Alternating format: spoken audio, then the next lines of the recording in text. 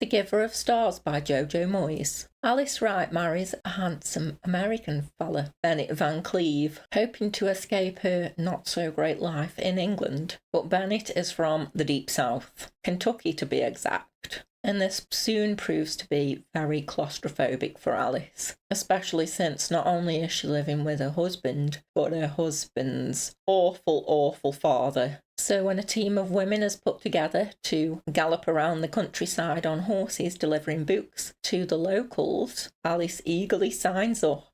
They become known as the Packhorse Librarians of Kentucky, and their leader, Marjorie, a very progressive woman for the times, it is set in the 1930s by the way, becomes Alice's greatest ally. And it's a story of what happens to these women and the people they love, the men they love, and how they refuse to be controlled by men and convention. This was a little bit slow to start with, but I think once it hit like the halfway mark, everything just happened all at once, right up until the end. And I absolutely loved all of the women, including Alice and Marjorie, but especially Marjorie. She was my favourite. She was just very direct and to the point, refused to take shit from anyone, basically. She was my kind of woman, which was very surprising for the times, because in those times, women were just meant to get married, look after the kids and the house, have the meals cooked for when their husbands come home, and she refused to do any of that. She refused to marry. She obviously joined the Packhorse Librarians, which women were not supposed to do any sort of jobs, and Alice was sort of led astray by her, which I think was great, but it also meant there was a little bit of trouble for Alice, and the other women who chose to follow them too. The women had very progressive attitudes, but everyone else who lived in the area, everyone else who was from there, just seemed very backwards and uneducated.